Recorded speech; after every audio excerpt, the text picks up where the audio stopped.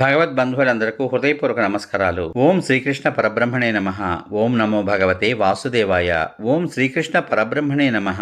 వచన భగవద్గీత కార్యక్రమంలో భాగంగా ఈ రోజు మీరు శ్రీమద్ భగవద్గీతలోని 12వ అధ్యాయమైన భక్తి యోగంలోని అన్ని శ్లోకముల యొక్క వచన భావసారాన్ని వింటారు. విందాం మరి. శ్రీమద్ భగవద్గీతలోని 12వ అధ్యాయమైన భక్తి యోగములోని అన్ని శ్లోకముల యొక్క వచన భావసారం మీకోసం. నిరాకారాన్ని ధ్యానించాలా, విగ్రహాలను పూజించాలా? అర్జునుడు అడుగుతున్నాడు. శ్రీకృష్ణ, నిరంతరము నీయందే మనసు ఉంచి కొందరు భక్తులు సగుణ అనగా విగ్రహ రూప పరమేశ్వరుడివైన నిన్నే ఉపాసిస్తూ ఉంటారు. మరికొందరు నాశరహితము అవ్యక్తము అనగా కనిపించని పరబ్రహ్మ స్వరూపాన్ని ధ్యానిస్తూ ఉంటారు. ఈ ఇద్దరిలో ఉత్తమ యోగి ఎవరు అని ప్రశ్నించాడు. అందుకు శ్రీకృష్ణ భగవానుడు ఈ విధంగా సమాధానం ఇస్తున్నాడు. అర్జున, మనస్సును నాయందే నిలిపి నిరంతరము దైవ చింతనాపరులై మిక్కిలి శ్రద్ధతో విగ్రహ రూపంలో నన్ను పూజించేవారు ఉత్తమ యోగులు అని నా అభిప్రాయం. కాని ఇంద్రియములను వశపరుచుకొనిన వారు, సకల భూతములకును హితమునే కోరేవారు, సర్వ ప్రాణులను సమభావంతో చూసేవారిని యోగులు అంటారు. మనోబుద్ధులకు అతీతుడను, సర్వం వ్యాపించిన వాడను, నిత్యుడను, నిశ్చలుడను, నిరాకారుడను, నాశరహితుడను అయిన నా కొరకు నిరంతరము ధ్యానము చేయువారు కూడా నన్నే పొందుతారు. అవ్యక్తము అనగా కనిపించని రూపాన్ని ఉపాసించాలనే ఆసక్తి కలవారికి కష్టం ఎక్కువగా ఉంటుంది. దేహాభిమానం కలవారికి అవ్యక్త పరబ్రహ్మ ప్రాప్తి కష్టసాధ్యమే. మత్పరాయణులైన భక్తులు కర్మలన్నింటినీ నాయందే అర్పించి నన్నే పరమ గమ్యంగా భావించి అనన్య భక్తి యోగంతో ఎవరు పూజిస్తారో వారిని నేను శీఘ్రముగానే మృత్యురూప సంసార సాగరం నుండి ఉద్ధరిస్తాను. నాయందే మనస్సును నిలుపుము, నాయందే బుద్ధిని లగ్నము చేయుము, అప్పుడు నీవు నాలోనే ఉంటావు. ఇందులో ఏమాత్రం సందేహం లేదు. మనస్సును నా యందు స్థిరంగా ఉంచే సామర్థ్యం లేకపోతే అభ్యాస యోగంతో నన్ను పొందేందుకు ప్రయత్నించు. అభ్యాసంలో కూడా అసక్తుడవైతే నా కొరకు పనులు చేస్తూ ఉంటూ నా నిమిత్తం కర్మలను ఆచరించడం ద్వారా కూడా నన్నే పొందుతావు. అది కూడా చెయ్యలేకపోతే నా యోగమును ఆశ్రయించి మనస్సును నియంత్రించుకొని సకల కర్మ ఫలాలను త్యజించుము.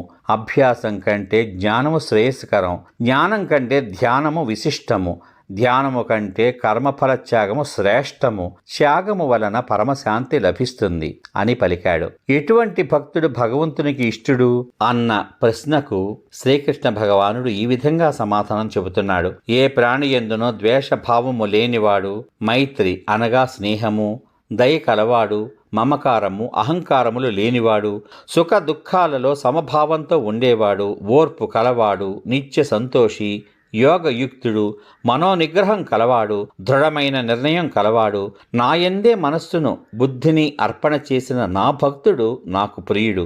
లోకమున ఎవరికి క్షోభ కలిగించని వాడును, ఎవరి వలననో తాను ఉత్తేజితుడు కానివాడును, హర్షము, ఈర్ష్య, భయము, ఉద్వేగము మున్నగు వికారాలు లేనివాడును అట్టి భక్తుడు నాకు ప్రియుడు. కోరిక లేనివాడు, పరిశుద్ధుడు, దక్షుడు, పక్షపాత రహితుడు, ఎట్టి దుఃఖములకు జ్వలింపనివాడు, ఎట్టి దుఃఖములకు చెలింపనివాడును, సమస్త కర్మలను పరిత్యజించిన వాడును అగు భక్తుడు నాకు ప్రియుడు. దేనికి సంతోషించని, దేనిని ద్వేషించని, దేనికి దుఃఖించని, ఏది ఆశించని, మంచి చెడులను త్యజించినవాడు నాకు ప్రియుడు. శత్రువులు మిత్రులు, మానము అవమానము, శీతలము ఉష్ణము, సుఖము దుఃఖము, నింద స్తుతి మొదలగు ద్వంద్వములను సమానంగా స్వీకరించేవాడు మరియు ఆసక్తిరహితుడు, మననశీలుడు, లభించిన దానితో తృప్తి చెందేవాడు, స్థిర నివాసముల యందు ఆసక్తి లేనివాడు, నిశ్చల హృదయుడు నాకు ఇష్టుడు. పైన పేర్కొనబడిన ఉత్తమ గుణములను కలిగి ఉండి ఎవరైతే నిష్కామ భక్తి శ్రద్ధలతో ధర్మరూపమైన అమృతాన్ని సేవిస్తారో వాళ్ళు నాకు అత్యంత ప్రీతిపాత్రులు.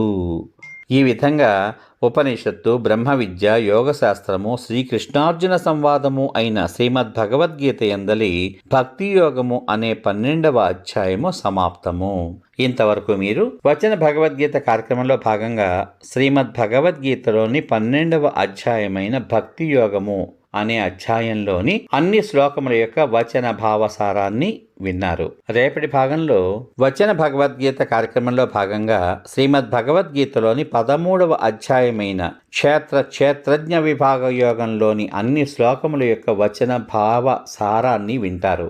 ఓం శ్రీకృష్ణ పరబ్రహ్మణే నమః. సర్వే జనా సుఖినో భవంతు. ఓం నమో భగవతే వాసుదేవాయ. శుభమస్తు. స్వస్తి.